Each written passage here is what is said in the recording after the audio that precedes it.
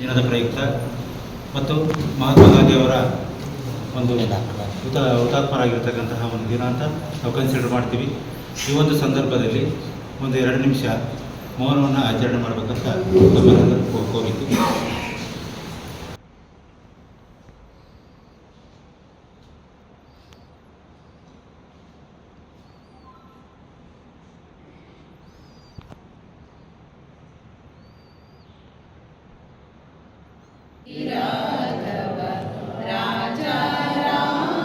ರಘುಪತಿ ರಾಘವ ಭಜನೆ ಮೂಲಕ ಮಹಾತ್ಮನಿಗೆ ನಮನ. ತಮ್ಮ ತ್ಯಾಗ ಬಲಿದಾನದ ಮೂಲಕ ಬ್ರಿಟಿಷರಿಂದ ಸ್ವಾತಂತ್ರ್ಯವನ್ನು ತಂದುಕೊಟ್ಟ ಮಹಾತ್ಮ ಗಾಂಧಿ ಸೇರಿದಂತೆ ಹಲವಾರು ಹುತಾತ್ಮರ ದಿನಾಚರಣೆಯನ್ನು ಕೆಆರ್ ಪೇಟೆ ನಗರದಲ್ಲಿನ JMFC ಸಿವಿಲ್ ನ್ಯಾಯಾಲಯದ ಸಭಾಂಗಣದಲ್ಲಿ ಆಚರಿಸಲಾಯಿತು.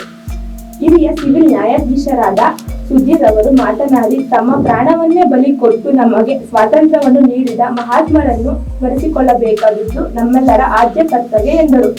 ಅಪರ ಸಿವಿಲ್ ನ್ಯಾಯಾಧೀಶರಾದ ಶಕುಂತಲಾ, ದೇವರಾಜು, ಅರ್ಪಿತಾ, ವಕೀಲ ಸಂಘದ ಅಧ್ಯಕ್ಷ ನಾಗೇಗೌಡ, ಕಾರ್ಯದರ್ಶಿ ಮಂಜೇಗೌಡ, ಹಿರಿಯ ವಕೀಲರಾದ Ravishankar, H Ravi, BL Devaraju, GR Anantharamaiah, Niranjana, Rajegowda, ಶಿಕ್ಷಕರಾದ ನೀಲಾಮಣಿ, ರಾಜಮ್ಮ, ಗೌರಮ್ಮ, CDPO ಅರುಣ್ ಕುಮಾರ್ ಹಾಗೂ ವಕೀಲ ಸಂಘದ ಪದಾಧಿಕಾರಿಗಳು ಕಾರ್ಯಕ್ರಮದಲ್ಲಿ ಭಾಗವಹಿಸಿದರು.